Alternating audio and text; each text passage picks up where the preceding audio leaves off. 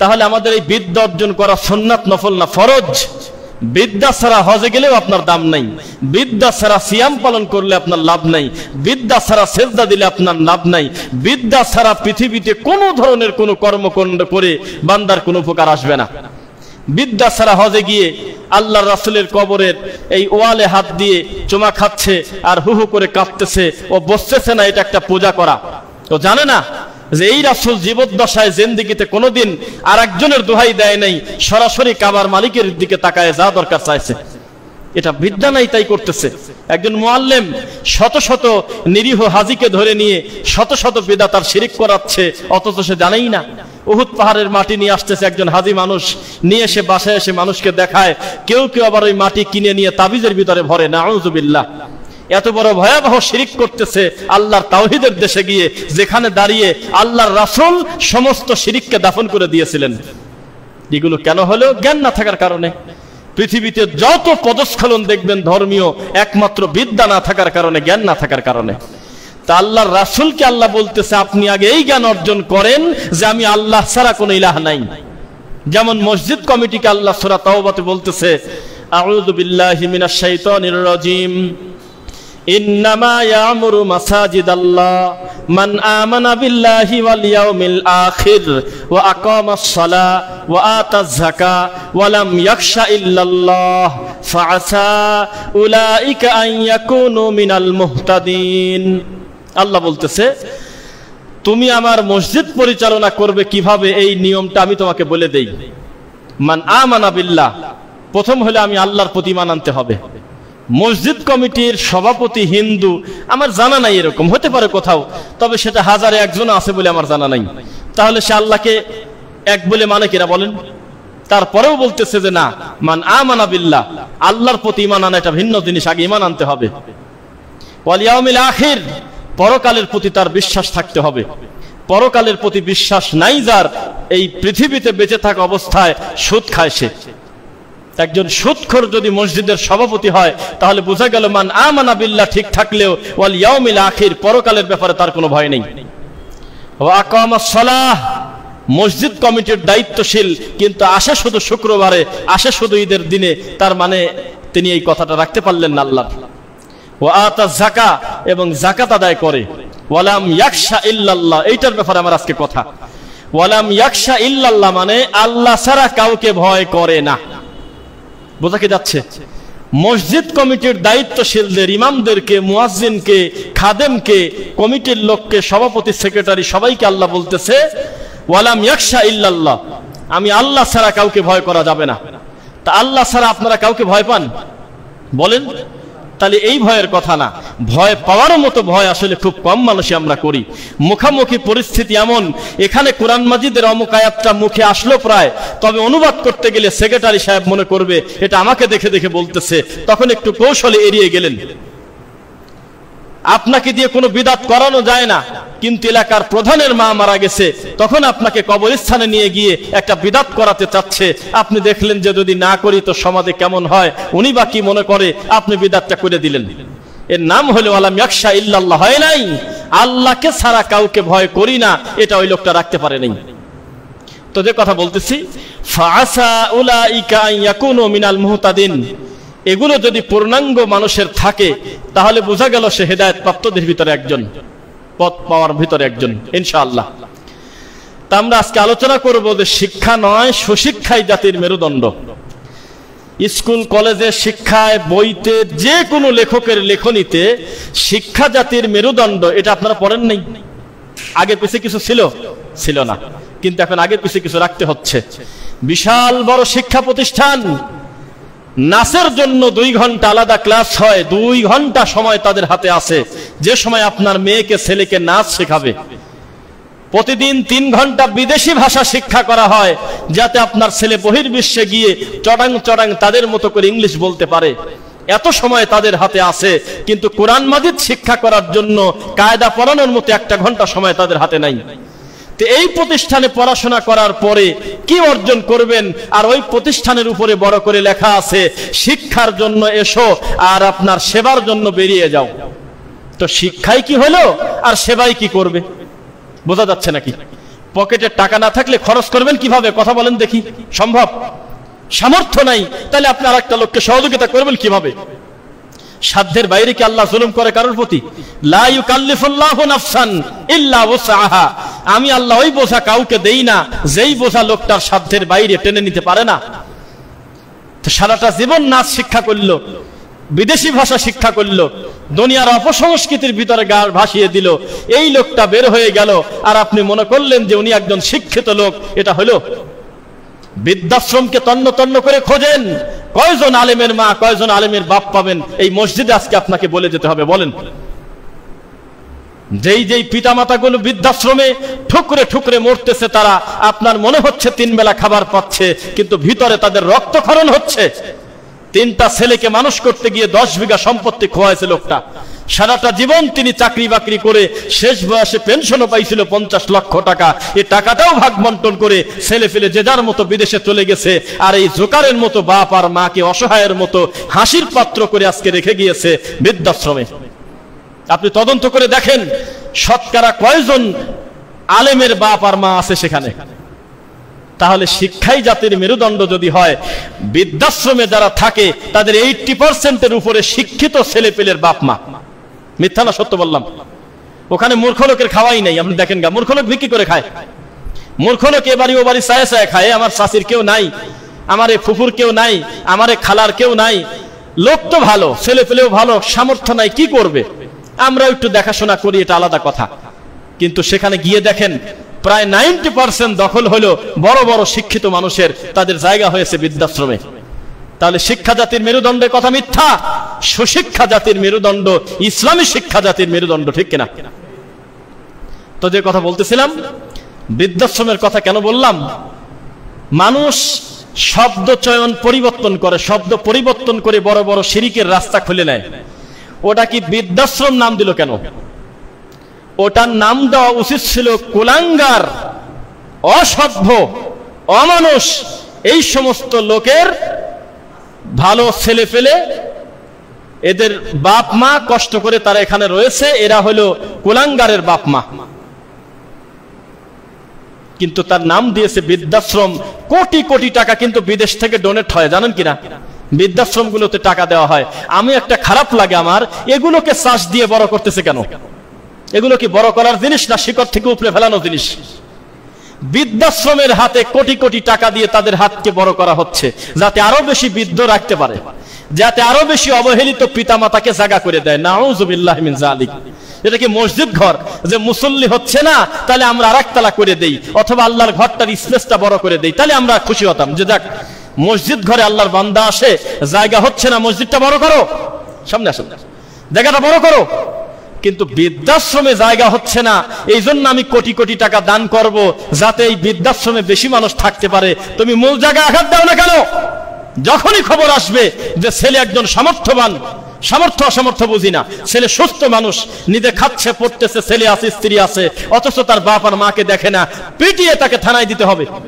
প্রশাসনিক ভাবে আপনি একা করবেন সেটা আমরা বলি না, আইন নিজের হাতে তুলে নেবেন না, দায়িত্বশীলরা তাকে কঠিন শাস্তির আওতায় আনবে, কঠিন থেকে কঠিন শাস্তি তাকে রাষ্ট্র দেবে।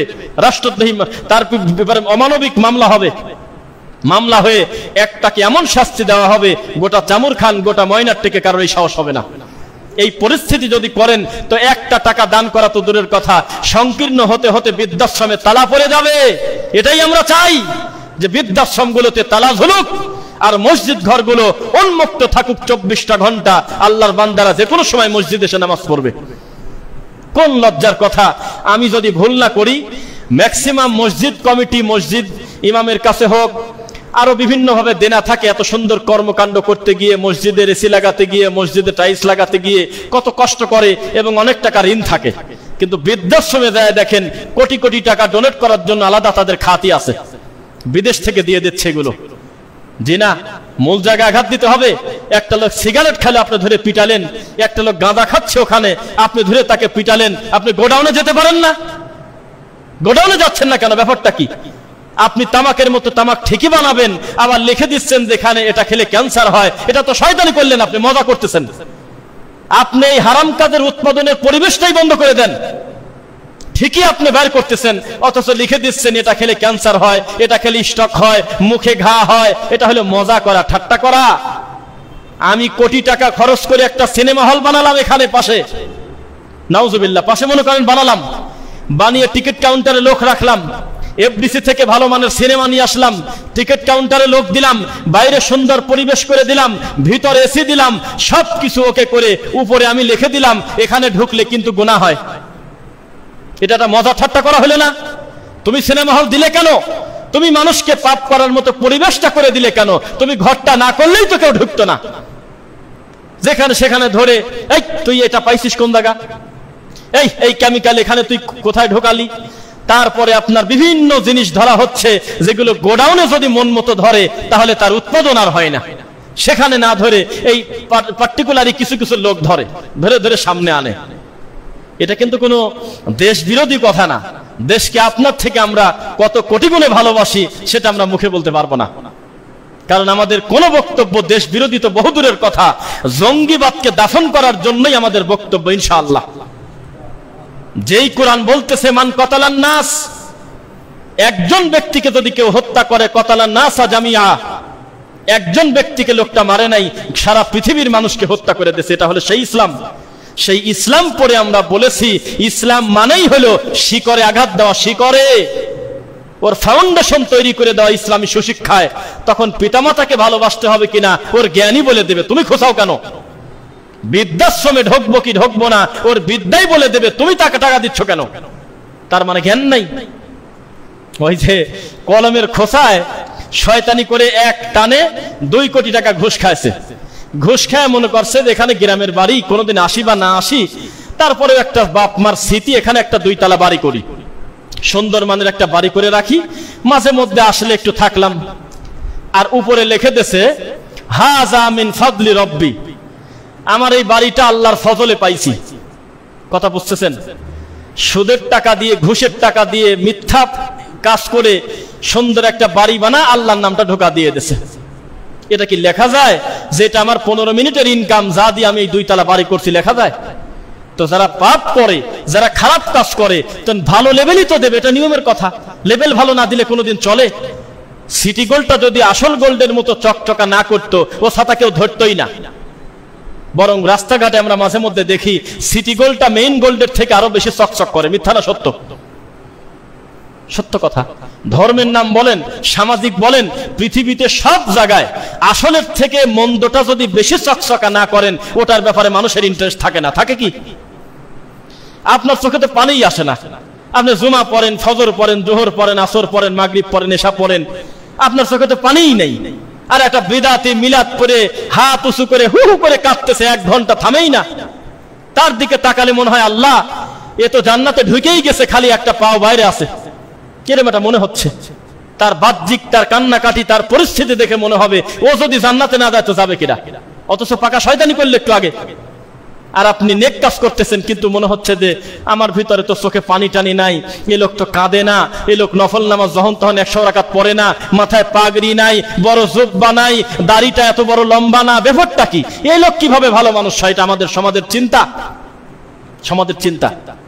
তো বিষয়টা আসলে তা নয়। আল্লাহ রাসূলকে বলা হলো, আল্লাহ রাসূল নিজেই প্রশ্ন করতেছে মাল্লামিত তাকওয়া। সাহাবায়ে কেরামকে প্রশ্ন করতেছে, বলো তো তাকওয়া কোন জায়গা, তাকওয়া কি? তো সাহাবায়ে কেরাম আবার আপনাদের মতো ছিল না। আমরা বিভিন্ন জায়গায় খুতবায় গেলাম, মজা করে বলতেছি, কাউকে দোষারোপ না। কোথাও হয়তো প্রোগ্রামে গিয়েছি, মাহফিলে, স্টেজে ঢোকার আগে তো বসে আছি, কয়েকজন দিনই ভাই আরো অনেকেই আসতেছে দেখা করার জন্য, হয় না এরকম? দেখা করতে করতে 2-1 কোন একটা প্রশ্ন করলো। তো কিছু কিছু বলদ পাবলিক আছে, প্রশ্ন করছে লোকটা জানার উদ্দেশ্যে, আমি উত্তর দেওয়ার আগেই পাশ থেকে আগেই কই মারি ওঠে, আগেই 2 জন উত্তর দিয়ে ফেলছে। আরে বাবা তুই কথা বলিস কেন? এখানে তো একজন আছে আলেম বসে, বা যে কোনো দায়ী, আমরা দেখি এরকম। তার মানে সাহাবায়ে কেরামের এই আকীদা ছিল না। তাদেরকে যদি বলা হতো যে বলো তো এটা মানে কি, তখন তারা উস্তাদি করে এটা ঢং করে বলে দিত না, ডাইরেক্ট তারা বলতো আল্লাহু আ'লামু ওয়া রাসূলু, এই ব্যাপারে আমার আল্লাহ এবং তার রাসূলই ভালো জানে। সুবহানাল্লাহ। পণ্ডিত করে এক কথা বলে দেয়, এটা বাঙালি কথা। বুঝছেন? আমি এক জায়গায় কথা বলতেছি, কথা বলার ভিতরে আমি একজনের সাথে বলতেছি, সে তার সমস্যা বলতেছে, ওর প্রশ্নই হয়নি আর একজন উত্তর দিয়ে দিয়েছে সাইড থেকে। এটা হলো এটা জ্ঞান না থাকার কারণে।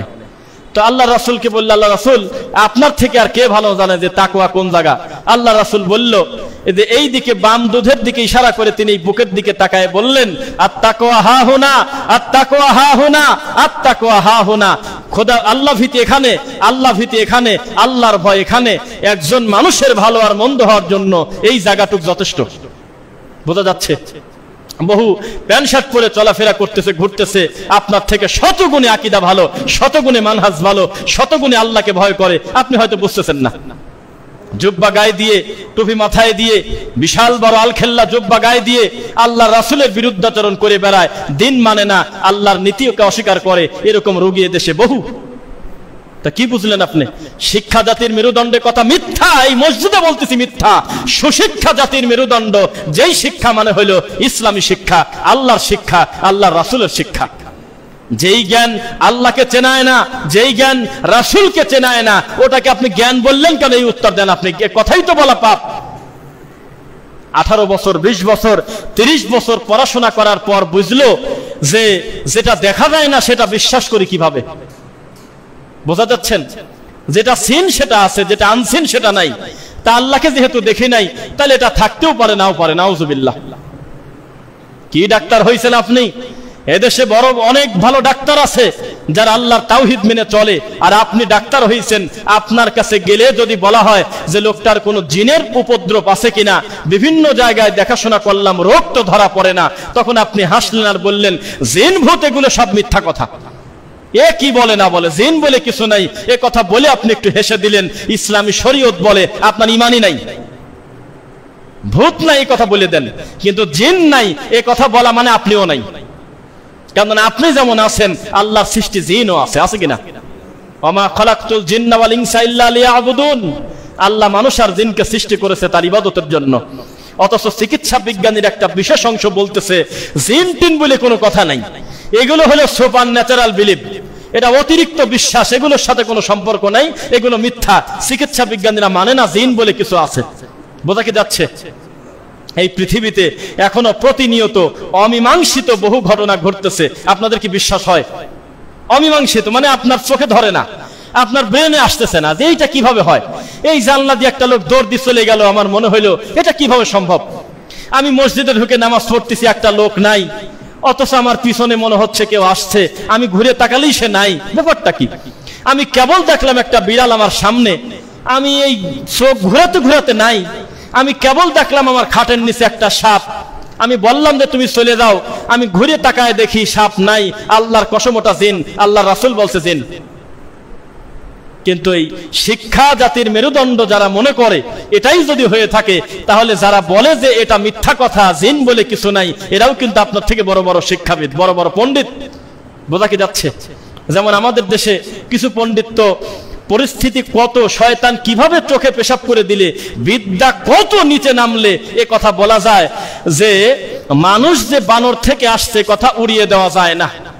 এটা হলে এই দেশে বসে বলতেছে, কথা বোঝেন নাই? এই বাংলাদেশে বসে একজন বিজ্ঞানী বলতেছে, একজন শিক্ষাবিদ, যে মানুষ আসছে বানর থেকে, এ কথাটা উড়িয়ে দেওয়া যায় না। তাহলে এটা কোন বিদ্যা? অথচ আপনি তার বাহ্যিক শিক্ষা যদি দেখেন, আমার মনে হয় তার মতো উচ্চ শিক্ষিত এই মসজিদে অন্তত আমার মনে হয় কেউ নাই। আছেন কেউ? সর্বোচ্চ এখানে আমরা মনে হয় ডবল MA পাশের উপরে কেউ নাই, এটা ধারণা করলাম। ডক্টরেট আছেন, BCS ক্যাডার আছেন, নাও থাকতে পারেন, কিন্তু যার মুখ দিয়ে এই কথাটা বের হইলো, উনি শুধু শিক্ষা না, শিক্ষাবিদ। উনি শিক্ষকদেরকে ট্রেনিং দেয়, ট্রেইনার, মাস্টার ট্রেইনার। এত বড় একজন লেখক, একজন শিক্ষাবিদ বলতেছে যে মানুষ আসছে বানর থেকে। নাউযুবিল্লাহ মিন যালিক। তাহলে শিক্ষা জাতির মেরুদণ্ড, এ কথা সত্য না মিথ্যা? সুশিক্ষা জাতির মেরুদণ্ড, এ কথা সত্য না মিথ্যা? এবার আসেন কোরআন মাজিদের আয়াত পড়ি। আল্লাহ সুবহানাহু ওয়া তাআলা বলতেছে, তাইফাতুল লিয়াতাফাক্কাহু ফিদ্দীন। আল্লাহ সকলকে একযোগে আলেম বানান না, সবাই বড় মাওলানা হবে সেটা জরুরি না, তবে এর ভিতর থেকে কিছু মানুষ হবে, আর বাদবাকি মানুষগুলো ইসলামের বেসিক নিয়মগুলো জানবে।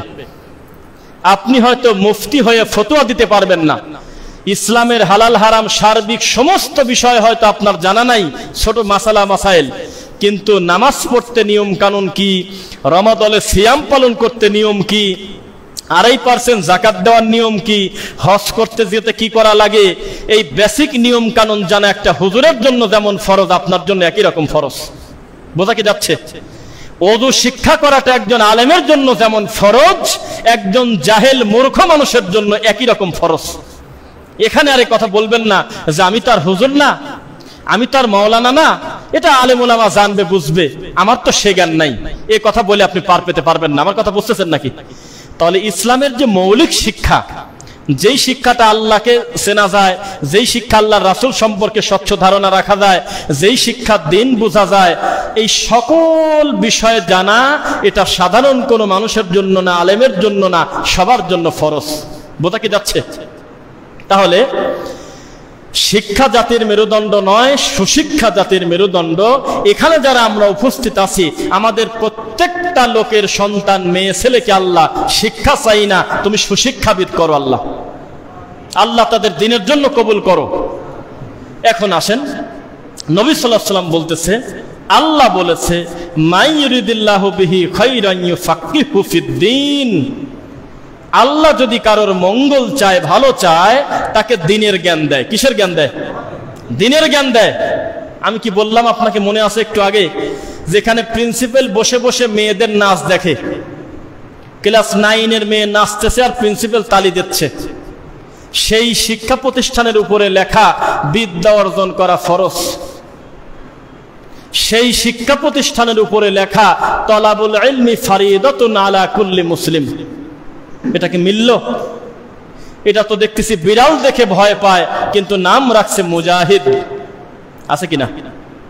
ওই যে কাবার ইমাম আব্দুর রহমান সুদাইসের নাম শুনছেন? নাম শুনছেন নাকি? আব্দুর রহমান আল সুদাইস পৃথিবীতে সবচাইতে প্রভাব বিস্তারকারী একজন ভালো মানুষ। তিনি এত বড় একজন ব্যক্তির কাছে আমাদের বাংলাদেশি একজন প্রশ্ন করতেছে যে, আসসালামু আলাইকুম ওয়া রাহমাতুল্লাহ ইয়া শাইখ আনা শাহিদ। ওনাকে বলতেছে যে আসসালামু আলাইকুম ওয়া রাহমাতুল্লাহ। শাইখ সাংবাদিক প্রশ্ন করতেছে, শাইখ আমি বাংলাদেশ থেকে, ফিল বাংলাদেশ, আমার নাম শহীদ। আছে নাকি এরকম নাম? আমার নাম শহীদ। তো উনি মজা করে বলতেছে যে এটা কিভাবে হয়, কাইফা, এটা কিভাবে সম্ভব? আপনি তো আমার সামনে মওজুদ আছেন, আপনি কিভাবে শহীদ হলেন? এ কথা বলে এটা হাসতেছে। তো উনি বলতেছে আমরা তো জানি মরে যাওয়ার পরে হইলো আল্লাহই জানে শহীদ অশহীদের ব্যাপার। তো শেষে বলতেছে আমি এমনি মজা করলাম, আমি বলছি আপনার নামই শহীদ। তো এইরকম আছে যে বিড়াল দেখলে ভয় পায় কিন্তু নাম রাখছে মুজাহিদ। এরকম আছে যে প্রতিষ্ঠানে আলিফ পর্যন্ত শিখায় না, যেই প্রতিষ্ঠানে আল্লাহর নাম পর্যন্ত নাই, ওই প্রতিষ্ঠানের উপরে লিখে রাখছে এলেম অর্জন করা ফরজ। তাহলে এলেমই বুঝলো কি, আরো কি লিখলোটাকে বলেন এখন? এটা হলো সমাজের চিত্র। জাতি এখনো বুঝতে পারে নাই আল্লাহ শিক্ষা অর্জন করতে বলে নাই, বলেছে সুশিক্ষা অর্জন করতে। আল্লাহ সালাত পড়তে বলে নাই, বলেছে নবীর তরিকায় সালাত পড়তে। আল্লাহ হজ করতে বলে নাই, বলেছে আমার রাসূলের মতো হজ করো। আল্লাহ রোজা রাখতে বলে নাই, বলেছে আমার রাসূলের মতো সিয়াম পালন করো। বোঝা যাচ্ছে না? নামাজ তোমার মন মতো পড়ো, সেটাই যদি হতো তাহলে আমি যেখানে সেখানে দাঁড়ায় যেমন তেমন ইচ্ছা রুকু করলাম, যেমন ইচ্ছা সিজদা দিলাম, যেমন খুশি আমি আমার মন মতো নিয়ত করলাম, এটা কি হতো? আল্লাহর রাসূলের সামনে সালাত পড়লো একটা লোক, আল্লাহর রাসূল তাকে সংশোধনের জন্য 3 বার বলল তোমার নামাজ হয় নাই, আবার নামাজ পড়ো, তোমার নামাজ হয় নাই, আবার নামাজ পড়ো, তোমার নামাজ হয় নাই, তুমি আবার নামাজ পড়ো।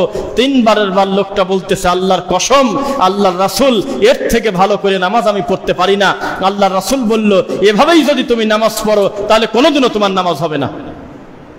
বোঝা কি যাচ্ছে? আজকে একটু তিতা কথা বলি। একটা লোককে আমরা বললাম যে গলার থেকে তাবিজটা খোলেন, বুঝতেছেন নাকি কথা? একটা লোককে ভালোবেসে বললাম বাবাজি গলা থেকে তাবিজটা খোলেন, তাবিজ নিলে শিরিক হয়, এই অবস্থায় মারা গেলে জাহান্নামে যাওয়া লাগে। তখন আমার দেশের এক শ্রেণীর পণ্ডিত হুজুর লাইনে পরেও সে আবার শোনা যায় লাফ দিয়ে উঠে বলে যে জান্নাত জাহান্নাম আল্লাহর ব্যাপার, আল্লাহ ওকে কোথায় দিবে সেটা কি আপনি জানেন নাকি? জি জানি, যেটুকু আল্লাহ জানাইছে সেটুকু আমরা জানি। আমরা জানি মানুষ হত্যা করলে তাকে কোথায় রাখবে, আত্মহত্যা করলে তার শাস্তিকে আমরা জানি। এ কথা বলার সুযোগ নাই যে ওই লোক জান্নাতে যাবে না জাহান্নামে যাবে, তো তোমার কি? এটা তো বলার সুযোগ নাই। একজন আমাদেরকে বলল যে আপনাদের ব্যাপারে একটা বেশ কিছু জিনিস খারাপ লাগে, তার ভিতরে একটা হলো আপনারা নবীর আব্বা মাকে জাহান্নামী বলেন। বোঝেন নাই? আমাদের নবীর আব্বা আম্মা জাহান্নামে যাবেন এত বড় কথা আপনারা বলেন কিভাবে, বা এটা বলারই বা দরকার কি? তো বললাম দেখেন, আপনার আব্বা মা জান্নাতি না জাহান্নামী এ ব্যাপারে আমাদের কোনো ইন্টারেস্ট নাই। আমার আব্বা মা জান্নাতে যাবে না জাহান্নামে যাবে, দাদা দাদি, এ ব্যাপারে আমার কোনো চিন্তা ওইভাবে ইন্টারেস্ট নাই। কারণ এটা গায়েব আছে, এটা আমাকে জানানো হয় নাই। এটা মরার পর আল্লাহ আলাম, আমার আল্লাহ ভালো জানে। গায়েবের ব্যাপার জান্নাতেও দিতে পারে জাহান্নামেও দিতে পারে। কিন্তু নবীর পিতামাতার ব্যাপারে খোলাসা করে যেহেতু নবী মরার আগে বলেই গেছে, এজন্য প্রসঙ্গ আসলে আমরা বলবো আবু কাও আবু আবি ফিন্নার, তোমার আব্বা আমার আব্বা উভয়ে জাহান্নামী। এ কথা আল্লাহর নবী নিজের মুখ দিয়ে বলে গেছে একজন সাহাবীর সামনে মুখামুখি। মনটা ভার করে যখন চলে যাচ্ছে, আহারে আমার আব্বা কালেমা পালো না, দিনের দাওয়াত পালো না, আমার আব্বা এমনি জাহান্নামে চলে গেল। আল্লাহর নবী তাকে ডেকে নিয়ে সান্ত্বনা দিচ্ছে। কান্না করে লাভ কি? যেখানে লা ইলাহা ইল্লাল্লাহ নাই সেখানে তোমার বাপি কি আমার বাপি কি সবাই জাহান্নামী। কথা বোঝা যাচ্ছে? আপনি সুদ খাবেন আর বলবেন যে ও জান্নাতে যাবে না জাহান্নামে যাবে, তাতে আপনার কি?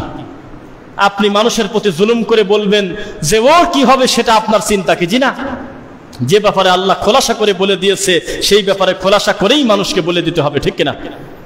আর যে ব্যাপারে আমরা জানি না সেই ব্যাপারে আমরা কাউকে সার্টিফিকেট দেব না।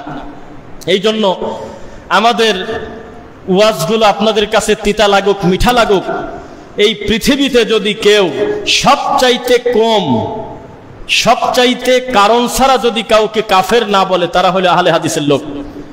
কোন দিন তারা ওয়াজ নসিহতে কারণ ছাড়া একটা হুজুরকে নির্দিষ্ট করে বলে না ওই লোক কাফের, অমুক গোত্রের লোক কাফের, এ শব্দ বলে না কোনোদিন। আমরা চরম ভয় পাই, কারণ তিনি লা ইলাহা ইল্লাল্লাহ একবার পড়ে ফেলছে, মুসলমান, গুনাহ করেছে, গুনাহগার, তবে তাকে কাফের বলা তো সস্তা কথা না। যতই তার ভুলভ্রান্তি থাক আমরা কাফের বলার যোগ্যতা রাখি না। কিন্তু ভিন্ন তরিকা পন্থী ভাইয়েরা আমাদের প্রতি মিনিটে মিনিটে কাফের বলে। মুন্সিগঞ্জে মসজিদের মাইকিং করছে, কেউ সাক্ষী আছেন? মুন্সিগঞ্জ জেলায় মসজিদে মাইকিং করে জাতিকে জানানো হলো আহলে হাদিসরা কাফের, আহলে হাদিসরা কাফের, আহলে হাদিসরা কাফের। পরশুদিনের ঘটনা, মসজিদের মাইকে ঘোষণা দিয়ে দিচ্ছে। মসজিদের সামনে ব্যানার লিখে দিয়েছে উক্ত মসজিদে জোরে আমিন বলা নিষেধ, উক্ত মসজিদ থেকে আহলে হাদিসরা দূরে থাকুন। এই কথা কোন আহলে হাদিস মসজিদে আজ পর্যন্ত দেখেছেন? কেউ একটু হাত তোলেন। লেখছে কোনদিন? তাহলে আমরা মানুষকে ভালোবাসি, আল্লাহকে ভয় করি। আপনি মিথ্যা কথা বলেও যদি জান্নাতে যান, আমার তো কিছু আসে যায় না। আল্লাহ যদি দেয় জান্নাতে তো জায়গার অভাব নেই, আমার তো কিছু করার নাই, আমি তো দায়িত্ব কি নিতে পারবো না। আপনি যদি আমিন জোরে না বলেও জান্নাতে যান তা আমার সমস্যা কি? আল্লাহর জান্নাত বিশাল, তার দয়াও বিশাল। মানুষের আমলের কোনো ঘাটতির কারণে আমার আল্লাহ ক্ষমা করবে কিনা, বরং করবে, এটাই হাদিস দ্বারা বোঝা যায়। আল্লাহ তো দয়ালু। কিন্তু আমি যদি আপনাকে আগেই বলি যে আমার ওই ভাই কাফের, ওই ভাই ইহুদির দালাল, এভাবে বলে বলে আপনাকে আমি ভাগ করে দেই, তাহলে বিচার কি হবে নাকি আল্লাহর ময়দানে? অবশ্যই হবে।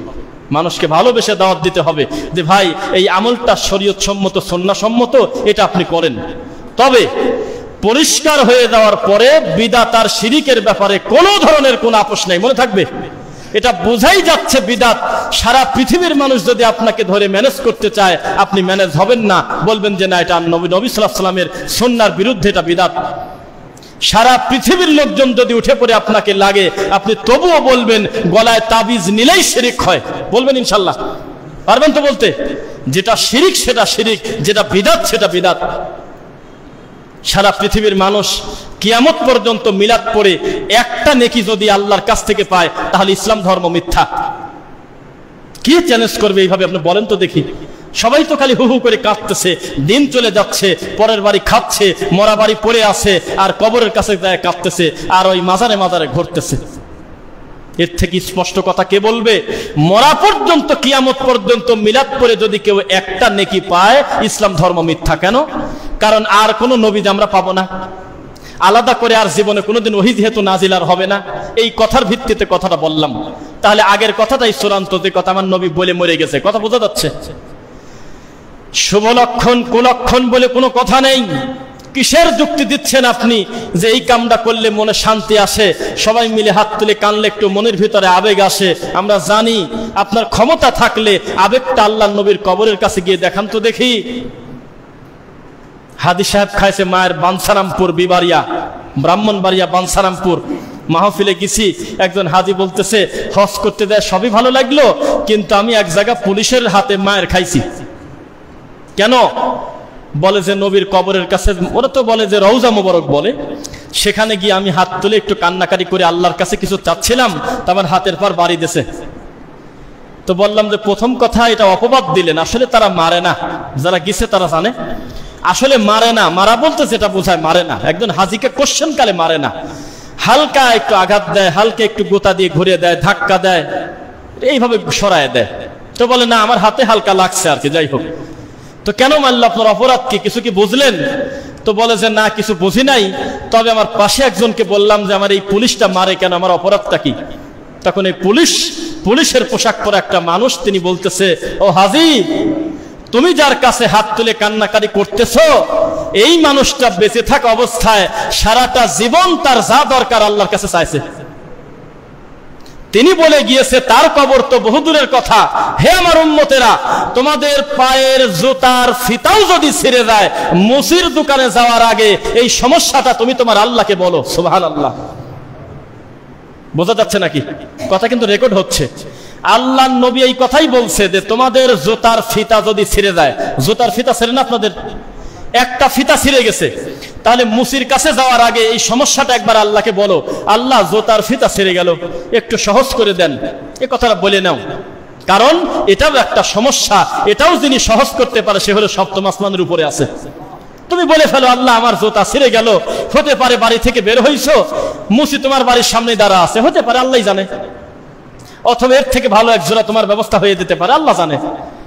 তো তুমি কোন জ্ঞানে এই নবীর কবরের কাছে গিয়ে কাঁদতেছো? হাত দরকার তোমার ঘাটটা ঘোরাই দিলাম, কারণ এই যা যা দরকার এখন কাবার মালিকের দিক চাও, আল্লাহর দিক টাকা চাও।